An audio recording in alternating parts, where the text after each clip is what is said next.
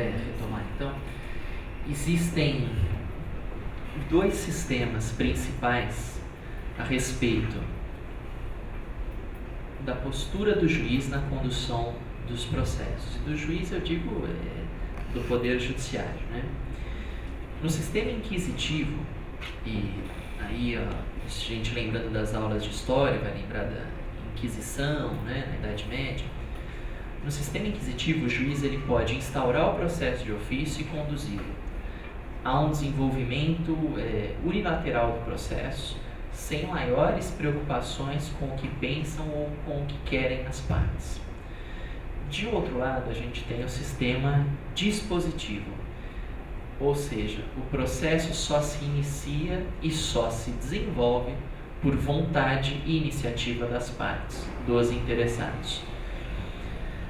De acordo com o professor Humberto Teodoro Júnior, de acordo com o professor Daniel Amorim, o nosso sistema ele seria um sistema misto, por conta do que diz o artigo 262 do Código de Processo Civil, que eu vou mostrar para vocês. O processo civil começa por iniciativa da parte, mas se desenvolve por impulso oficial, que é o princípio, o nono princípio aí na lista do nosso roteiro. Ou seja, a partir do momento em que o processo foi iniciado por ato da parte, por exemplo, propositura da execução ou propositura dos embargos à execução, a partir do momento em que a parte o propôs, a parte rompeu a inércia do Poder Judiciário e o provocou para a instauração de um processo, a partir daí vai caber ao Judiciário zelar pela continuidade do procedimento e, em se tratando de execução, pela satisfação do credor. O que isso nos interessa aqui? O diga ao exequente nem sempre é necessário. O princípio é o do impulso oficial, não do diga ao exequente.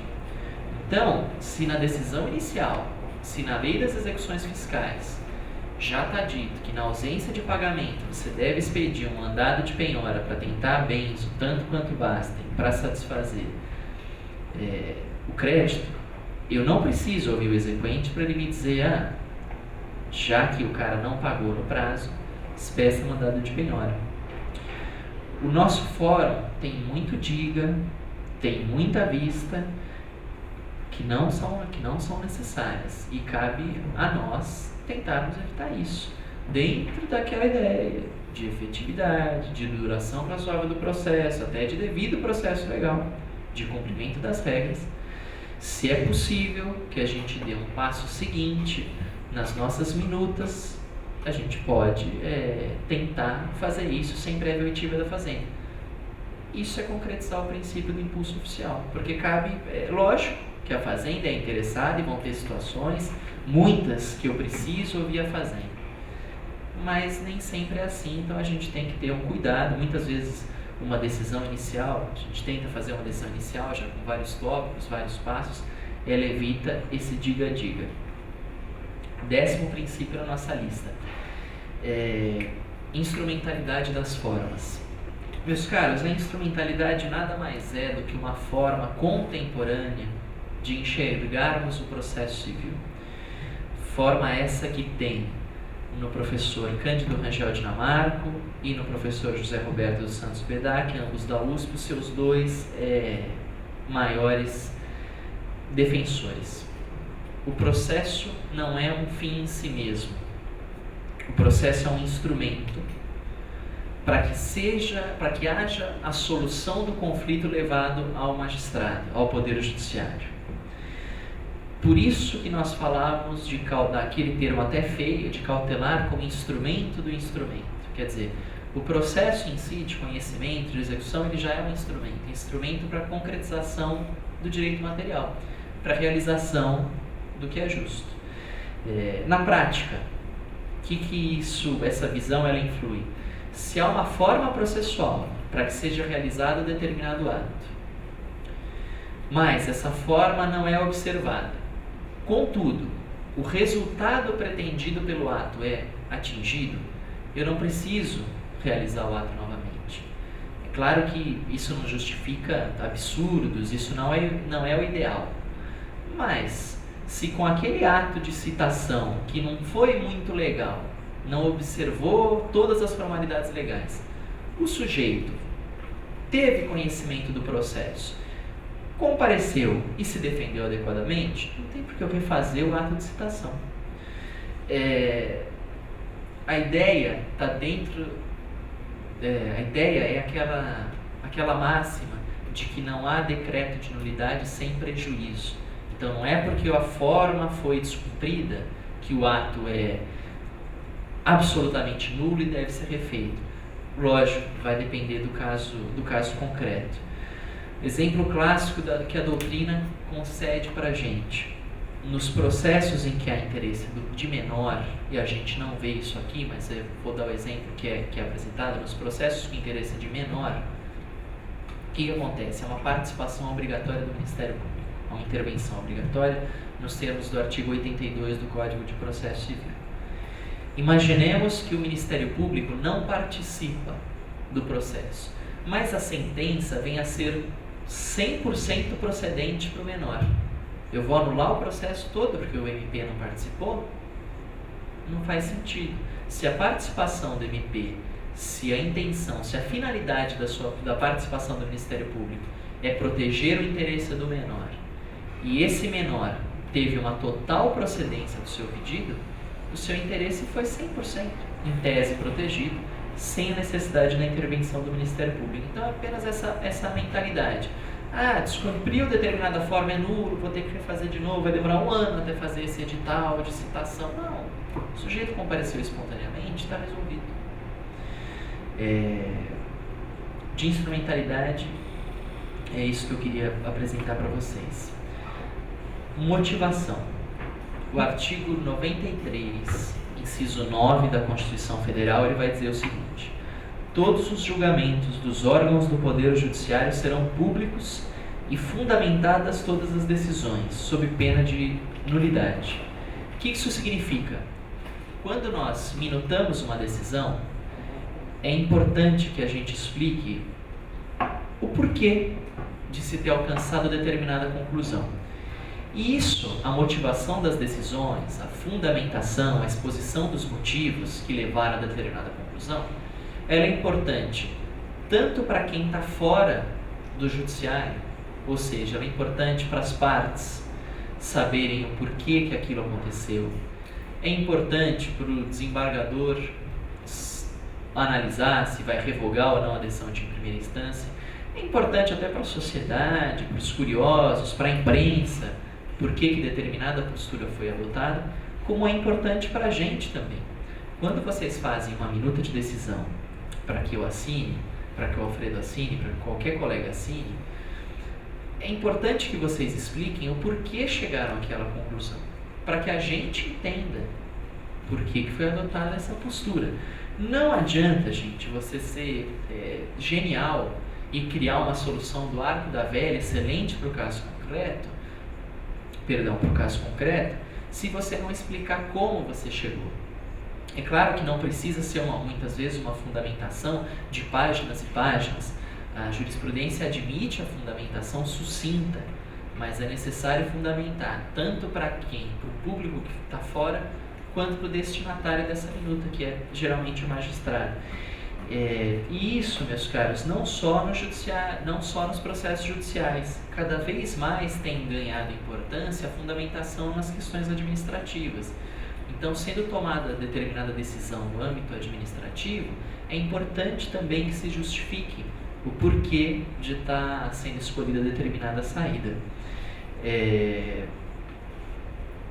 Vocês podem perguntar, mas tudo precisa ser motivado? Todas as minutas? Não. Dentro daquela ideia da existência do artigo 162 do Código de Processo Civil, dos atos do juiz como sentenças, decisões interlocutórias e despachos, os despachos não precisam ser motivados. Uma vista fazenda, um CITES, ele não precisa ser motivado, ele não precisa ser fundamentado. Mas sempre que possível é bom que a gente fundamente o máximo possível ficou um pouco repetitivo, né? Mas sempre que possível é bom fundamentar para que a gente evite questionamentos e para que a gente se faça mais claro. E dentro dessa ideia de princípios gerais, O último que eu queria tratar é um dos mais fáceis e autoexplicativo, que é o princípio da publicidade. Quer dizer, os atos processuais eles devem ser públicos. As audiências são feitas a portas abertas. Não é necessária juntada de procuração para ter vista de um processo no balcão.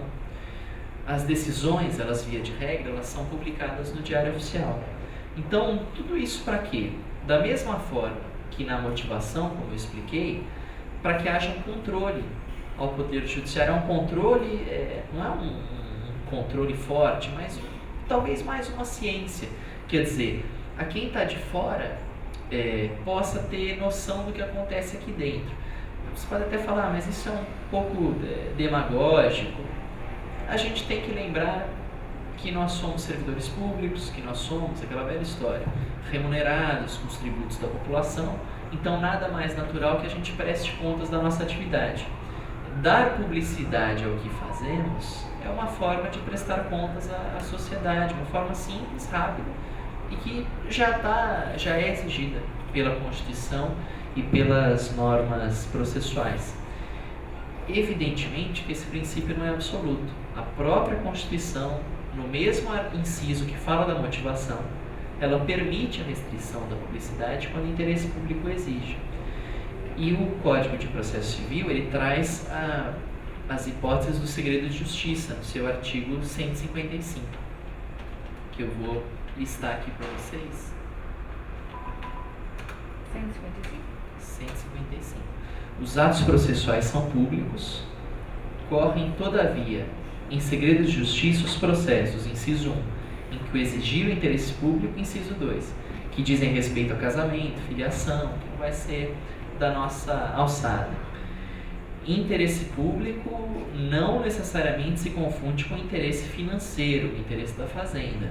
Até por isso que nós não vemos muito o Ministério Público aqui no nosso fórum.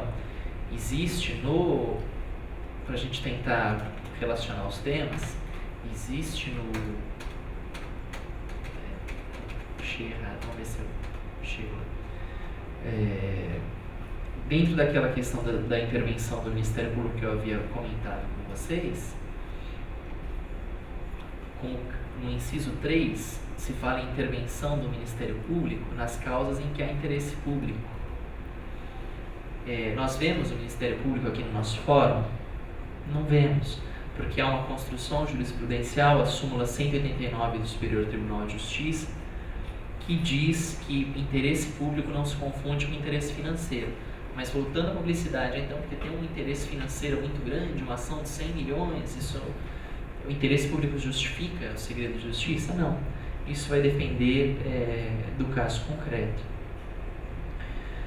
Com essas palavras, a gente encerra o tópico de princípios gerais.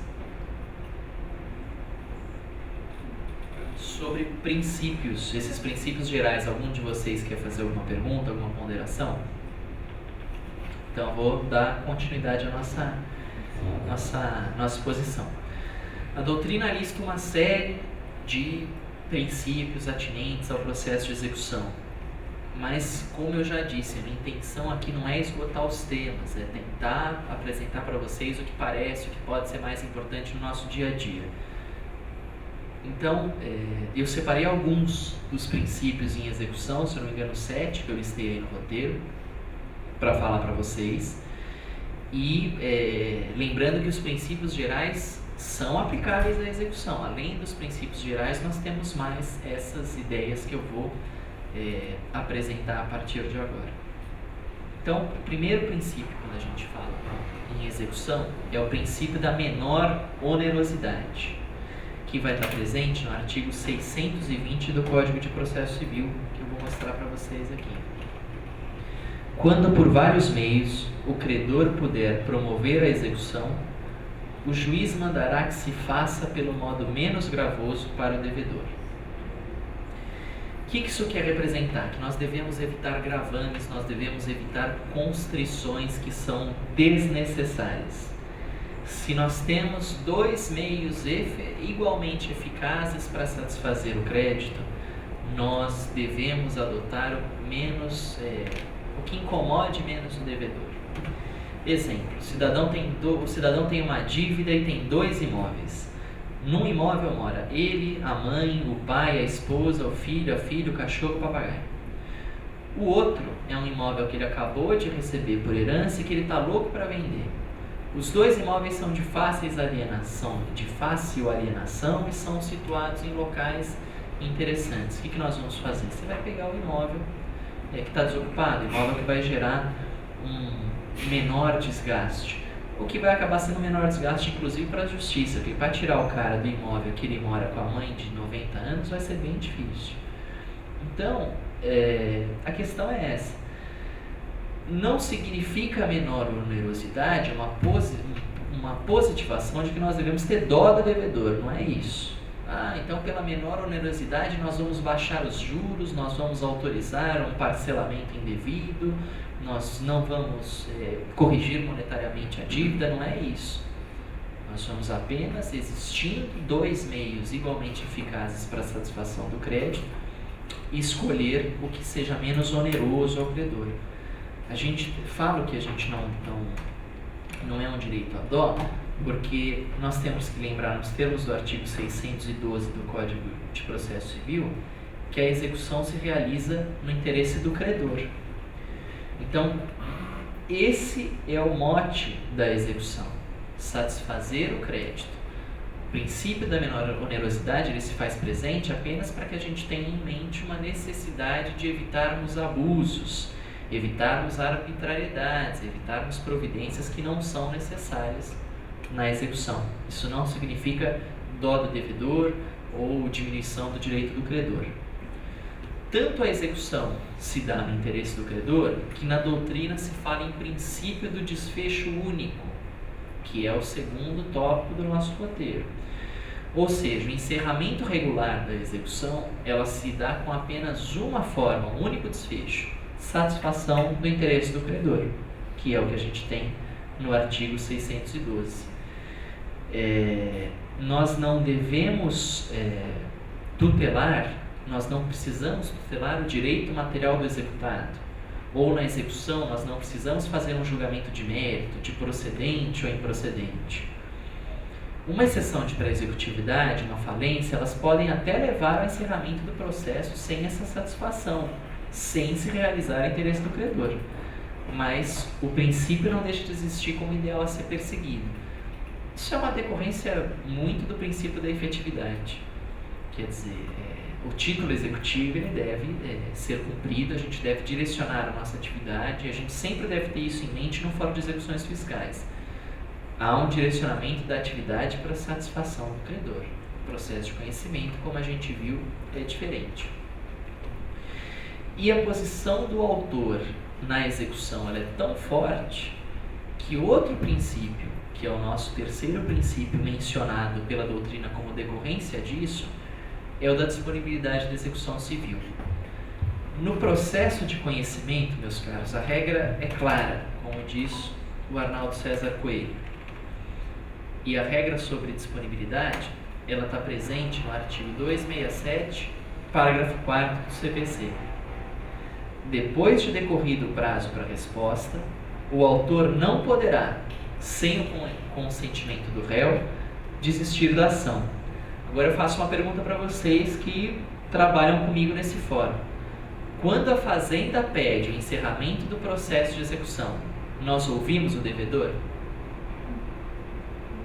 Não, né? Exatamente. Está aí o princípio da disponibilidade da execução. Por que nós não ouvimos? Porque o artigo 569 do Código de Processo Civil, ele fala que o credor tem a faculdade de desistir de toda a execução. Então, nós não precisamos, na execução, via de regra, ouvir o executado para ver se ele concorda. E isso faz todo sentido, porque se, como eu disse há alguns minutos atrás, se a execução não é feita para tutelar o interesse do credor, se a execução não é feita para termos um julgamento de procedência ou improcedência, mas sim para satisfazer o credor. E se o credor não quer mais ser satisfeito, extingue-se a ação.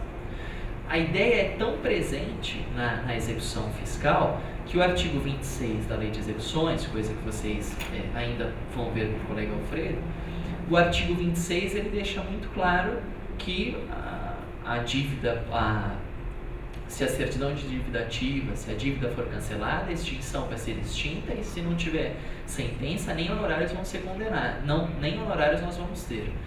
É claro que o artigo 26 sofre restrições pela jurisprudência, coisa que eu não vou me meter na matéria do colega.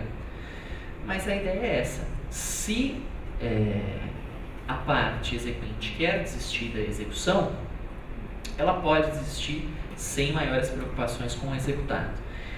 Exceção: se houver embargos. O próprio artigo 569, um pouquinho embaixo, ele vai falar, né?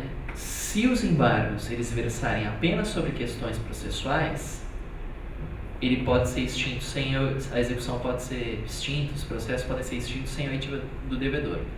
Mas se houver nos embargos uma discussão de mérito, lógico, os embargos são uma ação autônoma de conhecimento, eles são um processo próprio, eles não são execução, são outro processo. Então é natural que exista a regra mais semelhante à do processo de conhecimento, que vai exigir a oitiva, mas isso é exceção.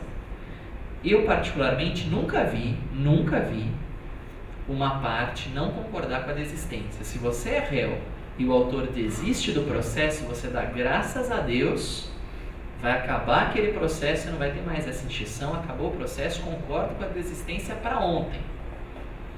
Às vezes tem discussão sobre honorários, mas eu nunca vi divergência na desistência. Agora, não é porque eu nunca vi que não existe. Vou contar um caso para vocês e aí a gente encerra, e que nós já passei do horário, vou contar só esse caso para vocês, a gente encerra e termina essa parte na próxima exposição.